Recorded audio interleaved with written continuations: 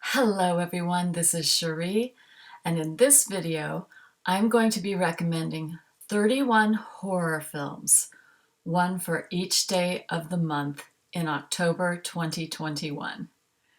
Now, if you've been following my channel, you know that I am currently working on a feature-length horror script, and as research, I've been watching a lot of horror films over the past year. A lot. And some of these movies were so good that I just wanted to recommend them to you. If you are a horror aficionado, there might be a couple on this list that you have not seen or heard of. So I'm dividing this into groups, and the first group is classic horror. These are the ones that just about everyone's seen. So old classics and soon to be classics. So we're going to start off in chronological order. The first movie is Don't Look Now. Don't Look Now is from 1973, and it was based on a short story by Daphne du Maurier, and it was written by Alan Scott and Chris Bryant.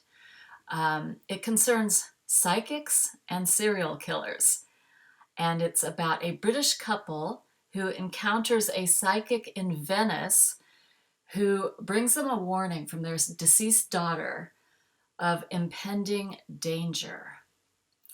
Now, this movie was, I think it almost got like an X rating or like a non-rating because of a certain scene between the husband and wife. So it's kind of well known for that. It's got great editing, and they had to really edit that scene a lot in order for it to pass the censors. The intro also, the editing in the intro is great. And it's a very weird horror story. And after I watched it, I had to go onto YouTube and start watching all these videos until it's like, oh, okay. And now I want to watch it again because now I have kind of like a better understanding of it. But the first time you watch it, you're just going to be like, what did I just watch? But yeah, it's really, really good. Don't Look Now is available for viewing on Canopy. And the next film is The Stepford Wives. The Stepford Wives is a 1975 film based on a book by Ira Levin with a screenplay by William Goldman. And this movie is a social satire about a female photographer who moves with her family from New York City to Stepford, Connecticut. And there she struggles to find like-minded friends who are independent and not subservient to their husbands. This is a chilling film, and there was a remake with Nicole Kidman and Christopher Walken, but the original is far superior, so definitely watch the original. And you can find this on YouTube. The Changeling from 1980. The Changeling is a 1980 Canadian film, and it's based on the true experience of Russell Hunter, and the script was written by William Gray and Diana Maddox. This is a haunted house movie, and it is one of my favorites. I just love this so much. I've seen it many times. And it's about a composer who, after the death of his wife and child, moves from New York City to Seattle. You're going to see a lot of themes in these movies. He moves from New York City to Seattle, where he takes up residence in a haunted mansion. This one is really creepy. It's got a great lead performance, and you can watch it on YouTube. The next movie is John Carpenter's The Thing. The Thing is from 1982. It's based on a novella by John W. Campbell Jr., and the script was written by Bill Lancaster. This concerns researchers in Antarctica who encounter a parasitic extraterrestrial. And this is a monster movie slash cosmic horror. Okay, so I had never seen The Thing, and I knew that I wanted to watch it while I was preparing for this video, and it wasn't streaming anywhere. I tried to get it through the Netflix DVD.com, and there was like this super long wait on it. So I actually ended up purchasing it. You can see it right back there. And I just saw it like a couple of days ago. This movie was so great. If you like Alien, you will like The Thing. And now I'm wondering which one came out first. I'll put that here. But yes, The Thing. You have to purchase it. A Nightmare on Elm Street. A Nightmare on Elm Street came out in 1984. It is actually the first horror film I saw in the theater, and it scared me. This is classic horror, slasher horror.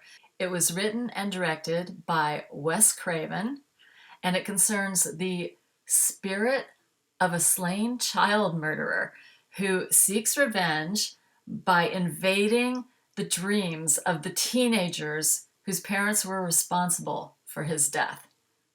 You can see me like reading my cue cards down there because I haven't memorized all these log lines. But yeah, it's great, and currently it's playing on HBO Max. Oculus. Oculus is a 2013 film written by Mike Flanagan and Jeff Howard. And Mike Flanagan is the director. I didn't know who he was until this year when a coworker recommended I watch Oculus. And since then, I've tried to watch every Mike Flanagan film there is because he is like the new horror master. I am currently watching his new Netflix series, Midnight Mass. So yeah, he's great. This is great. This is a supernatural horror movie, and it concerns a woman who sets out to prove that a haunted mirror is responsible for the deaths in her family. And this haunted mirror actually makes an appearance in many of Mike Flanagan's other movies and series. So keep an eye out for it. Like he did Gerald's Game, and the frame of the mirror was actually the bedpost that the main character was handcuffed to. So I had to watch Oculus through DVD.com because it wasn't on any streaming services. So you might have to go that route or purchase it. But it is definitely worth a watch. House LLC. House LLC came out in 2015. It was written and directed by Stephen Cognetti. And this is a haunted house film, but it's also a found footage film. It's about a documentary crew investigating the 15 deaths that occurred at a Halloween haunted house attraction. You can watch this on YouTube. I'm not a huge fan of found footage. I mean, I've seen my fair share, but I really enjoyed the way that this one was put together. And if you don't like clowns, I don't know, maybe stay away from this one. Get Out. Get Out came out in 2017. It was written and directed by Jordan Peele, and Jordan Peele won the Best Original Screenplay Oscar for this script. It's about a Black photographer from New York City. Do you see the parallels here? Who travels to Connecticut. Wait, is that true? Was it Connecticut or was it upstate New York? Anyway, it's close enough to the other one, right?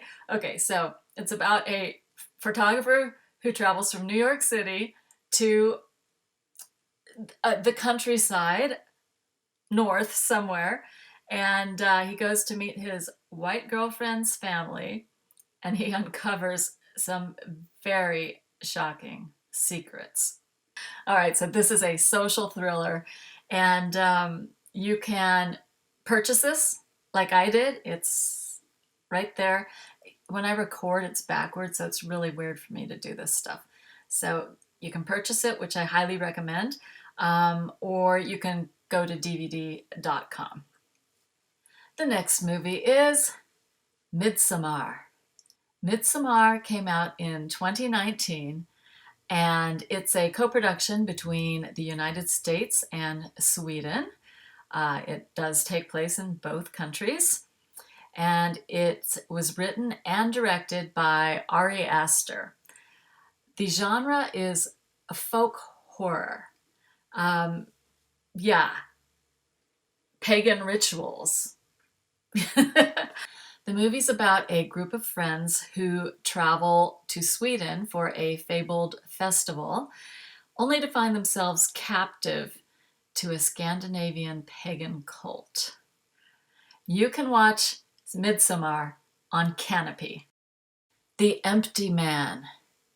The Empty Man came out in 2020, and it's based on the comic by Cullen Bunn and Vanessa R. Del Rey. The writer-director is David Pryor. Now, The Empty Man was one of those movies that, like, no one heard about. Of course, it came out, during the whole COVID shelter-in-place pandemic thing. So not a lot of people really heard about it. The way I heard about it was from that same friend who had recommended Oculus to me, as well as Chris Stuckman, the movie reviewer on YouTube. And Chris did an entire video about how great this movie is and how everyone needs to watch it. And yes, this is kind of the cosmic horror genre.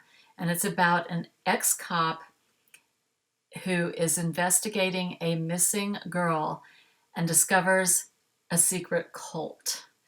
It's really stunning, and currently it's playing on HBO Max. So definitely give it a watch. The final film in this category is not a classic yet. In fact, I could find hardly any reviews about it online, but it came up on one YouTuber's best of list for horror. So I watched it and I agree. The movie is called His House. His House was released in 2020. It is a Netflix production, and it is a co-production between the US and the UK. The story is by Felicity Evans and Toby Venables. Sorry, Toby, if I got that wrong. And the writer-director is Remy Weeks. This is a haunted house movie, and it concerns South Sudanese refugees who are forced to live in a haunted house in London. And so it's great haunted house movie. Great to see African leads, and it has a reveal that I was not anticipating. Definitely, please give His House a watch. It's streaming right now on Netflix. All right, now I'm going to give you a few black and white films to watch. I actually think black and white is really great for the horror genre. And we're going to go way, way back to 1932 and The Most Dangerous Game. The Most Dangerous Game was based on a short story by Richard Connell, and the script was by James Ashmore Creelman. This is a gothic horror, and it concerns a shipwrecked big game hunter who has to fight to survive on an uncharted island. This has been remade so many times in so many different movies, but I don't want to say too much about it because you should go in fresh. Now, it's very short. It's an hour and 3 minutes. I listened to the short story afterwards, and this is one of those rare instances where the movie is actually better than the story, in my opinion. They added some characters. They waited for the final battle, whereas in the novel it starts like pretty immediately. So it's just the way it was paced was really good. And yeah, you can find this on YouTube. Roger Corman's A Bucket of Blood.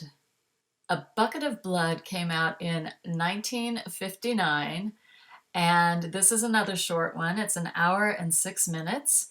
The script was written by Charles B. Griffith, who also wrote Little Shop of Horrors and Death Race 2000. The genre is a dark comedy. It's campy. It's a satire of the whole beatnik movement. It's about a busboy at a beatnik cafe who longs to fit in with the in crowd, and he discovers he has a talent for creating morbid sculptures. So I love this film. I actually purchased it. It's in the public domain, and so you can see it many places. It's on YouTube, so watch it there. The next black and white film is also in the public domain. It is Carnival of Souls. Carnival of Souls came out in 1962. It's another short one, an hour and 18 minutes. And the story was by Herc Harvey, who was also the director, and the script was written by John Clifford. And it is about a church organist who becomes drawn to the pavilion of an abandoned carnival. And they shot this in Salt Lake City, where there was this great Salt Lake pavilion. And I don't think it's still there. I'm not 100% sure, but it's just a stunning location. This is a haunted house movie, although it's a haunted pavilion. And you can watch it on YouTube, public domain. All right, and the final two black and white films are actually not in English. So this is going to segue into the non-English language films. I have to say it that way because this first one is not a foreign film. It was made in the United States, but it is spoken entirely in Esperanto. Esperanto was a constructed language that everyone thought would take off and become the diplomatic language. That didn't happen. Although listening to it, it sounded really great, and I actually wanted to go into Duolingo and start learning Esperanto. Incubus. Incubus came out in 1966, and it stars a pre-Star Trek William Shatner speaking in Esperanto. It is about demons. It has a heavy Christian theme, and it's basically about a succubus who falls in love with a Christian man, and they must battle an incubus for their souls. I thought the cinematography was stunning, and it reminded me of kind of like Ingmar Bergman type shots. And it turns out the cinematographer went on to shoot Butch Cassidy and the Sundance Kid, as well as American Beauty. So yeah, I mean, it's great to see all these people just starting out. Oh, also, I'm sorry, I didn't even say the writer-director was Leslie Stevens. Leslie Stevens, the creator of The Outer Limits. So definitely watch Incubus. It is available on YouTube. Eyes Without a Face. Eyes Without a Face came out in 1960, and it's a co-production between France and Italy, but it is in French. The novel was by Jean Redon, and the script is by Jean Redon, Georges Franjou, who is also the director, and 4 others. So 6 people worked on this script, which I find kind of amazing. But it works. It's a mad scientist film. It's about a plastic surgeon who will stop at nothing to repair his disfigured daughter's face. You can find this currently on HBO Max. And yes, the Billy Idol song, Eyes Without a Face, was inspired by this movie. Next up, Trollhunter. Trollhunter came out in 2010 and it is from Norway, so it's all in Norwegian. I think there were a couple of phrases in English, but yeah, it's Norwegian. The writer-director is Andre Overdahl, and it is a monster movie. It's also another found footage movie. And this concerns a group of student documentarians who are following a suspected bear poacher, only to find out it's not bears he's hunting, but trolls. I loved this. I was so charmed by it. And Norway, just seeing the fjords and stuff, oh, it was so gorgeous.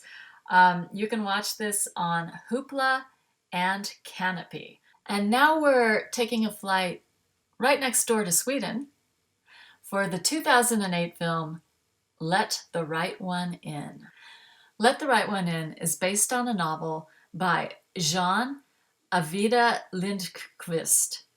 Sorry. And he also wrote the script. It's a vampire movie, and it's about a bullied 12-year-old boy who develops a friendship with his strange new neighbor.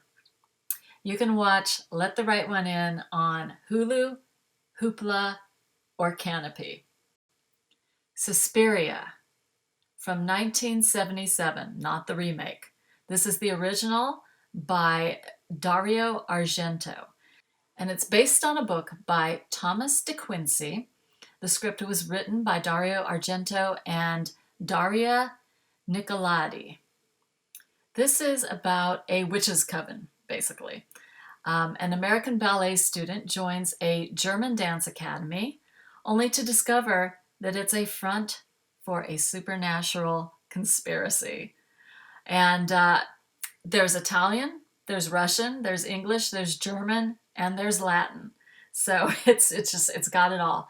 And this film is kind of on par with the Italian giallo films. The giallo films are really more of detective mystery films, but they have like just these bright colors and lots of blood and slashers and just really interesting shots. So as some people put Suspiria in with that category, but it's really, it's horror done very artistically.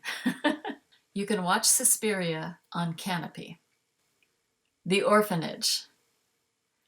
The Orphanage was released in 2007, and it comes from Spain. The script is by Sergio G. Sanchez, and this is a haunted house story. When a woman brings her family back to her childhood orphanage, her son gains an invisible new friend. I loved this movie. It had a little game in it, a couple of little games actually, and this was a good script. This was such a good script. It made me cry at the end. So any movie that will make me cry at the end is a great film. So definitely please watch The Orphanage. You can get it through DVD.com. That's how I watched it. House, or Hausu in Japanese. House came out in 1977, and the story is by Chigumi Obayashi, and the script was written by Chiho Katsura. This is a haunted house movie. The story is, for summer vacation, a schoolgirl takes her classmates to her aunt's country house, which turns out to be haunted.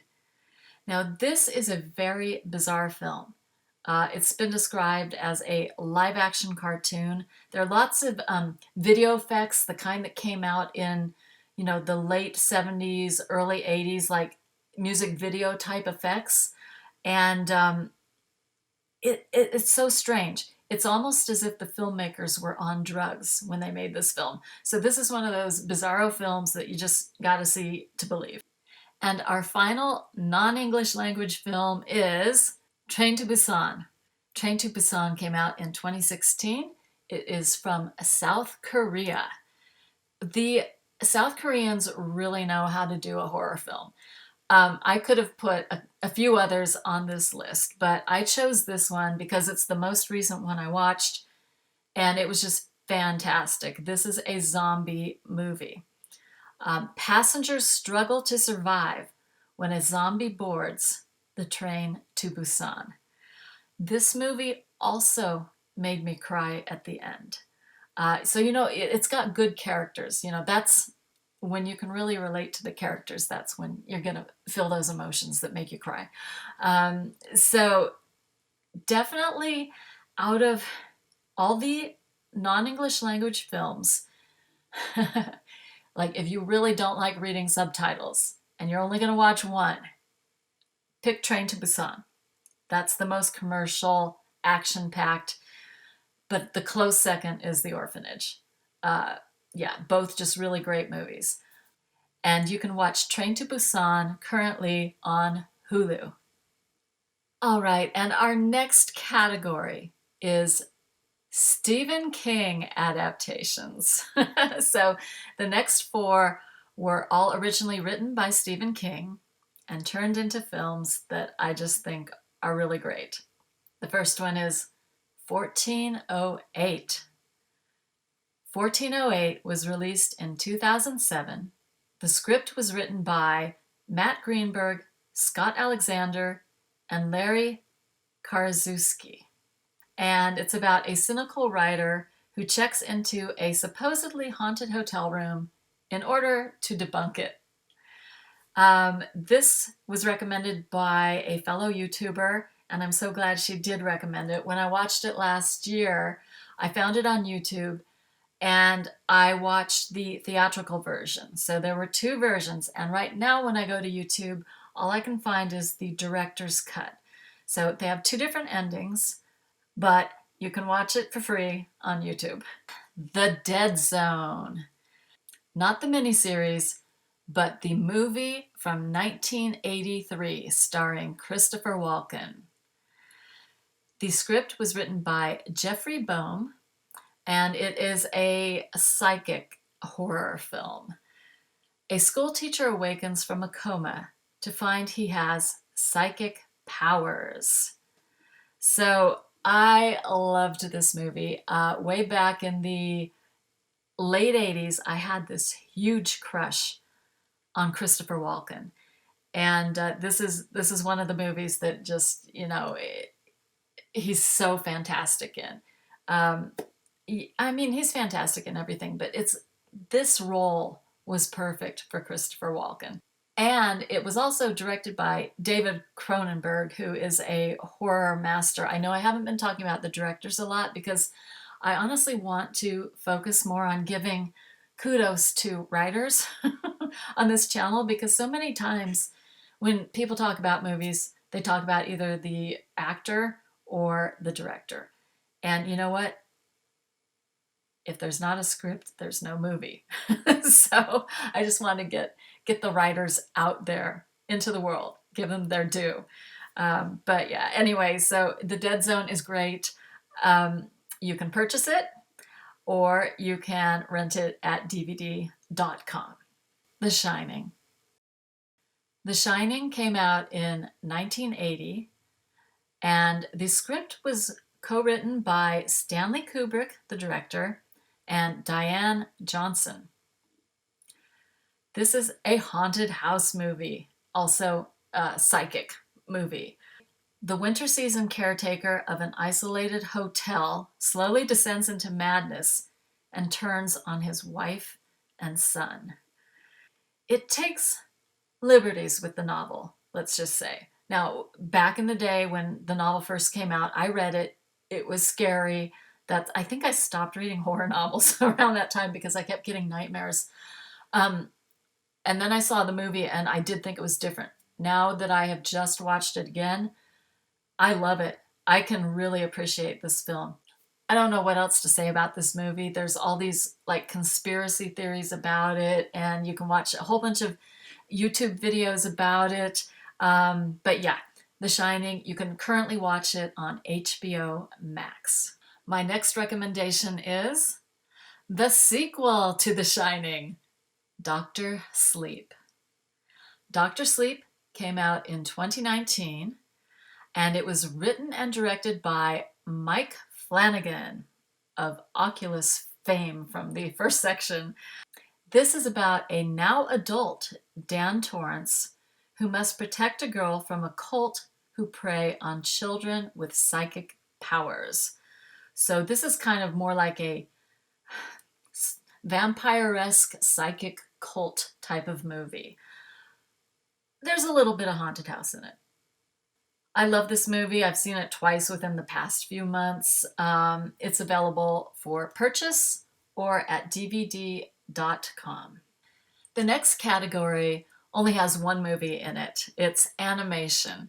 But I just had to mention this movie. I had never seen it. It's been around for a little bit and most people know about it. Coraline.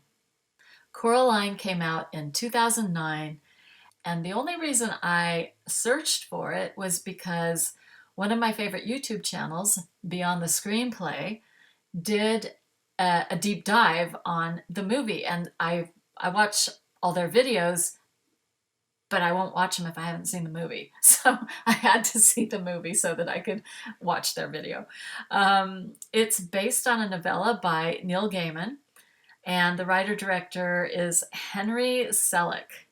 Okay, this is a stop-motion animation, and while exploring her new home, a young girl discovers a seductive parallel world and is offered the chance to stay there forever and ever and ever. So this is like a nightmare world, haunted house, I guess you could call it, but it's really kind of the entire area that she's living in. It's scarier than I thought an animated piece would be. It's really creepy. So kudos. I think it's Leica Studios. Leica, I don't know how to pronounce it, but they're up in Oregon. But yeah, great job. You can watch Coraline on YouTube. And now the final category, comedies. Horror comedies. So the first one is a movie directed by Peter Jackson of the Lord of the Rings fame. And it is called Dead Alive. In New Zealand, it was called Brain Dead. So you can look it up under either of those titles. It's from 1992. The script was by Stephen Sinclair, Francis Walsh, as well as Peter Jackson. And it's a zombie movie. It's a crazy movie. It's one of those bizarro films. I think this is like the third bizarro film. So yeah, Don't Look Now, you had House, and you have Dead Alive. It's about an oppressed bachelor who hides his despotic mother, who's turned into a zombie, from his new girlfriend.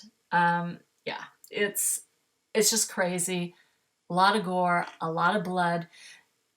Honestly, out of all these 31 films, this is the only one I'm probably not going to watch again just because it's so bloody. Yeah, it's really gory. I mean, yes, it's funny. If you like The Evil Dead and Army of Darkness, I think you'll really like this movie. And you should just see it anyway to see what, the man who brought you The Lord of the Rings was doing before that. So yeah, Dead Alive or Brain Dead. Ready or Not. Ready or Not came out in 2019, and it was written by Guy Busick and R. Christopher Murphy. This is another cult kind of movie. It's about a bride who is hunted by her husband's family as part of a wedding night ritual. This one had been recommended on a lot of people's, favorite horror movies of 2019 lists. And so I thoroughly enjoyed it. It's the family, the evil family is so dumb. It's so funny. So anyway, yeah, just definitely watch this. You can purchase it, or again, you could get it at dvd.com. Shaun of the Dead. Shaun of the Dead came out in 2004, and it is the first in the Cornetto trilogy. And these all star Simon Pegg, and they are all directed by Edgar Wright, and both of them co-wrote all the scripts for the Cornetto trilogy. But Shaun of the Dead specifically is about an electronic salesman who must save his loved ones from the zombie apocalypse. It's just charming. I love this movie so much. Shaun of the Dead, 2004. You can buy this or rent it from DVD.com. This is the end. Our last film, the 31st film. Fitting, yes? This is the End came out in 2013. It was written and directed by Seth Rogen and Evan Goldberg. Friendships are tested as 6 celebrities fight to survive the apocalypse. Not the zombie apocalypse, the biblical apocalypse. All right, so this is so funny. There are so many guest stars, movie stars that come in playing themselves, and it's really gross out humor, but it's funny. It's funny. It's great. Emma Watson makes a brief appearance. It's gold. You can watch This Is the End on Stars or rent it from DVD.com. All right, that's it. Thank you for joining me for this video. I hope that you found some new movies to watch. If you have any recommendations for horror films that you just really love, please put them in the comments below. And I hope you have a happy Halloween month. I will see you in the next video. Bye.